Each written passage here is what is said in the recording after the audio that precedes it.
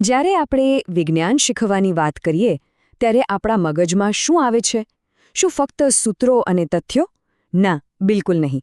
વિજ્ઞાન શિક્ષણ એનાથી ક્યાંય વધારે છે. એ તો વિદ્યાર્થીઓમાં જિજ્ઞાસા જગાડવા અને દુનિયાને એક વૈજ્ઞાનિક નજરથી જોવા માટે પ્રોત્સાહિત કરવા વિશે છે. આ સમજૂતીમાં આપણે શિક્ષકો માટેની એક ટૂલ કિટ ખોલીશું જે તેમને આ લક્ષ્ય સુધી પહોંચવામાં મદદ કરશે. તો ચલો જોઈએ કે આજે આપણે શું શું સમજવાના છીએ. આપણે પહેલાં તો એ જાણીશું કે વિજ્ઞાન શિક્ષણ આટલું જરૂરી કેમ છે.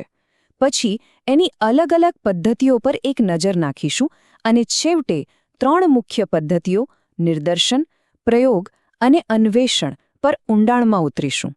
ચાલો શરૂ કરીએ. તો સવાલ એ છે કે અસરકારક વિજ્ઞાન શિક્ષણ એટલે શું? જુઓ, એ માત્ર માહિતી ઠાસીને ભરવા જેવું નથી.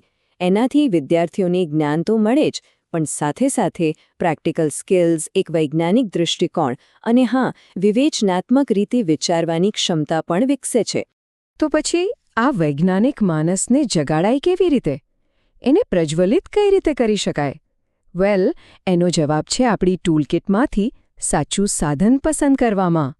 ચાલો જોઈએ કે ટૂલકિટમાં છે શું. જેમ એક કારીગર પાસે અલગ અલગ કામ માટે અલગ અલગ ઓજારો હોય છે, બરાબર ને?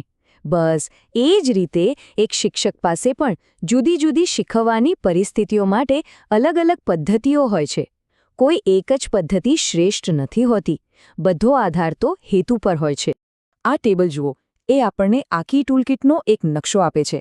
એક બાજુ જુઓ તો શિક્ષક કેન્દ્રિત પદ્ધતિઓ છે, જેમ કે વર્ણનાત્મક, જ્યાં શિક્ષક બધું સમજાવે, અને બીજી બાજુ વિદ્યાર્થી કેન્દ્રિત પદ્ધતિઓ છે, જેમ કે પ્રોજેક્ટ અને અન્વેષણ, જ્યાં વિદ્યાર્થીઓ જાતે જ શીખવાની કમાન સંભાળે છે.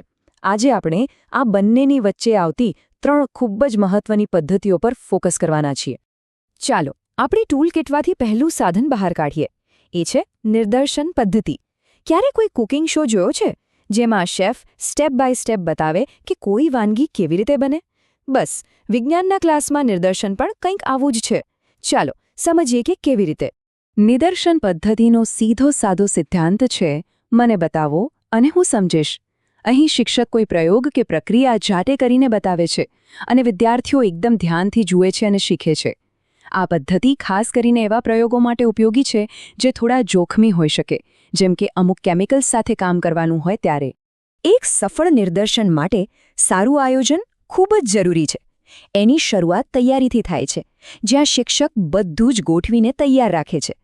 પછી પરિચયમાં વિદ્યાર્થીઓને કહેવામાં આવે છે કે તેઓ શું જોવાના છે.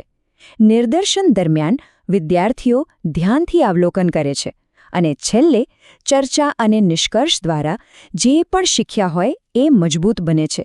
દરેક પગલું મહત્વનું છે. નિદર્શન પદ્ધતિ ખરુંને એક સિક્કાની 2 બાજુ જેવી છે.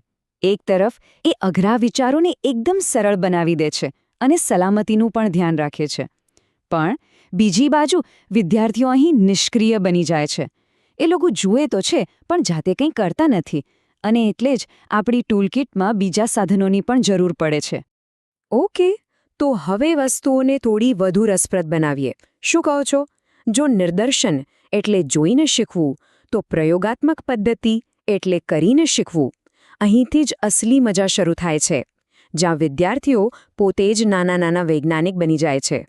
પ્રયોગાત્મક પદ્ધતિનું સૂત્ર જ છે કરીને શીખવું. અહીં વિદ્યાર્થીઓ માત્ર જોનારા નથી, પણ ખેલાડીઓ છે. તેઓ જાતે જ પ્રયોગો કરે છે, જેનાથી વિજ્ઞાનના સિદ્ધાંતો તેમના માટે જીવંત થઈ ઉઠે છે. એક સારું પ્રયોગ છે ને, એક સારી રેસીપી જેવો જ હોય છે. એનો એક ચોક્કસ ઉદ્દેશ હોય છે. માની લો કે પાણી કેટલા તાપમાને ઉકળે છે એ શોધવું. પછી એના માટે જરૂરી સાધનો હોય અને એક સ્ટેપ બાય સ્ટેપ પ્રોસેસ હોય જેને અનુસરવાની. વિદ્યાર્થીઓ જે પણ થાય એનું અવલોકન કરે, ડેટાનું વિશ્લેષણ કરે અને છેવટે એક તારણ પર પહોંચે છે.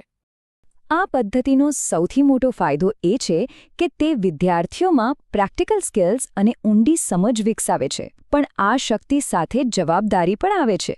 શિક્ષકે સુનિશ્ચિત કરવું પડે કે બધા સુરક્ષિત રહે અને યોગ્ય માર્ગદર્શન મળતું રહે.